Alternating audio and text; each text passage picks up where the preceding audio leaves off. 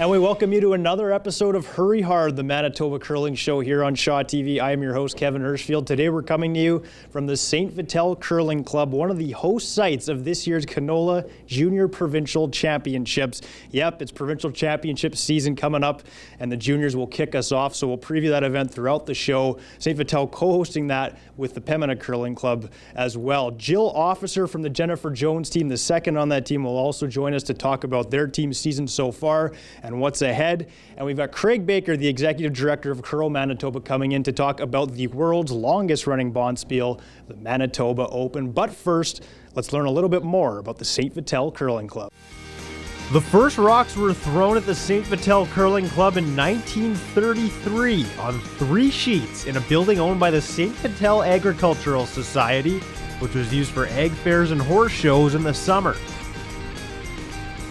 The curling club eventually bought the building and expanded to 6 rinks in 1950. We're coming up to another milestone of 85, and the area has just continually grown in the past 25 years, and no real curling clubs have picked up in the area, so we're very fortunate to remain as a good staple in the community. The club has been put on the world curling map thanks to this team. There's the contact, there's the roll, she's made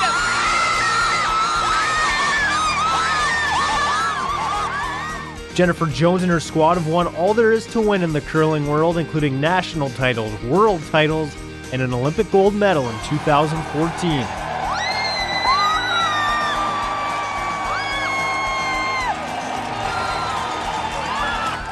People wanting to come and visit this curling club to see where Jennifer comes and the team come to throw their rocks. And the mail at one point in time was quite a large pile of it, their fan mail, and it was just overwhelming. We ended up putting up a fantastic mural on our building, and it took the entire summer to get done. And with the help of great artists, we got the mural up, and I think it's really iconic to have that in this area. It even inspired a fun competition among club members. The gold challenge was established after Jennifer went 11-0 at the Olympics, and we thought anybody who goes 11-0 has done something really significant. So we decided to go with a gold challenge here.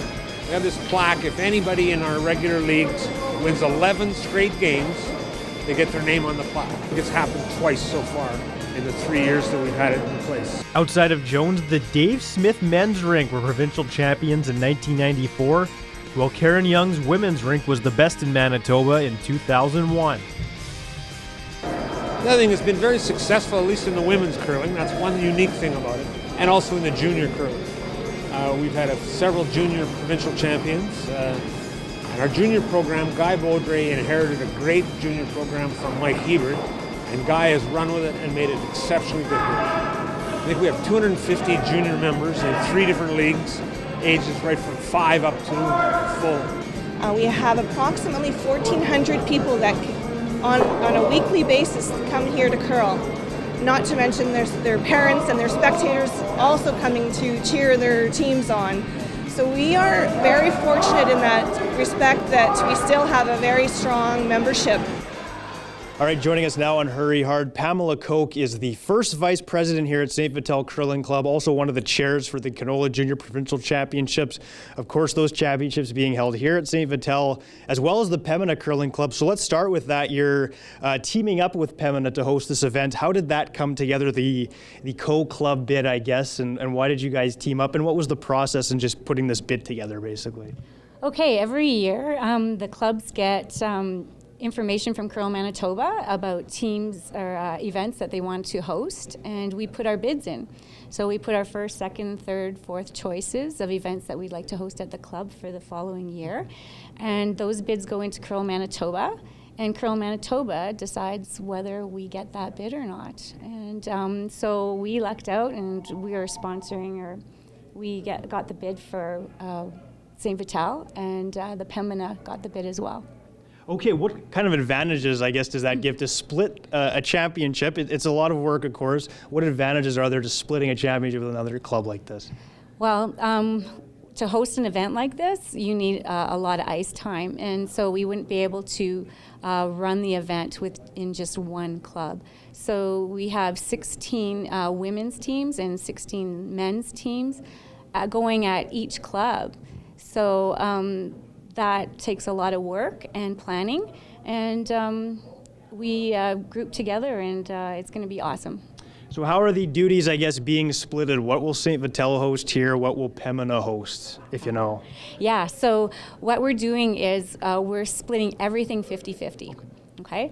So Pembina is going to hold a banquet, so whoever is curling at the Pembina that day, which would be January the 2nd, those teams will be staying over there for their banquet, and the other teams, the 16 teams, will be staying here. Every club will be hosting 50-50 draws. There are 4 draws a day.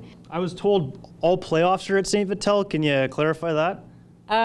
Well, we have the closing ceremonies, yes. So we lucked out with that. We have the playoffs, and the Pembina has the opening ceremonies. Okay, there you go. Should be a good team effort for sure. Well, let's talk about the curling then now. Like you mentioned, 16 men's, 16 women's teams. The defending champs in the men's, Matt Dunstone, and the women's, Abby Ackland, they've both graduated from the junior rank, so there will both be new champions this year for sure. Who are some of the teams that kind of stick out to you that might be victorious at week's end, beginning maybe on the men's side to start off? I think maybe Western Ariniac, and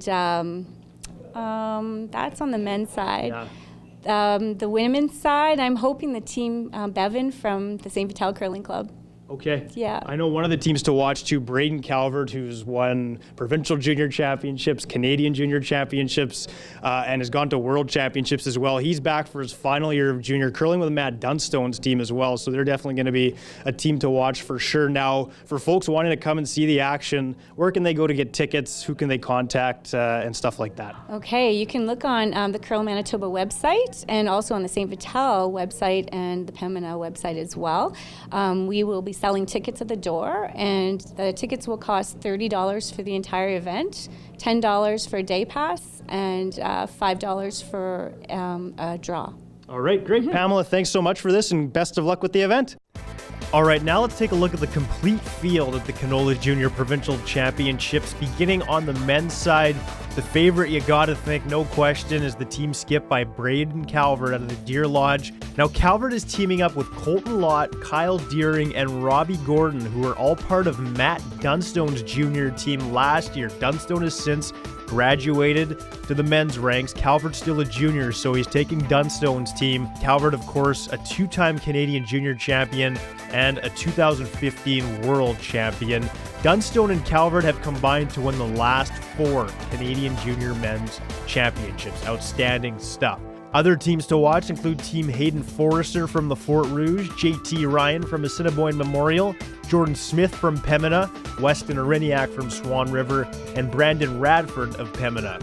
Rounding out the field include teams skipped by Jordan Peters from Morris, Thomas Dunlop from Stonewall, Brock Stephen from Swan River, Braden Payette, Chase Dusasoy, and Sam West, all from Brandon, Brett Walter from Fort Rouge, Jack Hikeaway and Ryan Wee from St. Vital, and Joshua Friesen from Morris.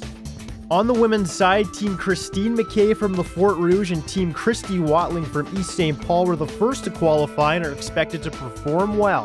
The field also includes teams skipped by Mackenzie Zacharias from Altona, Laura Burtnick from Assiniboine Memorial, Alex Friesen from West Kildonan, Megan Walter from Elmwood, Serena Gray Withers from Springfield. And rounding out the field are teams skipped by Stacy Syme and Emma Jensen from Dauphin, Shaylin Lukey from Swan River, Caitlin Payette from Brandon, Brooke Friesen from Winkler, Rebecca Lamb from Stonewall, Catherine Cullen from Beausejour, Shay Bevan from St. Vital, and Randine Baker from the Deer Lodge. While historians typically believe that curling originated in Scotland, a curling-like sport has been observed in paintings by Flemish artists from the 16th century.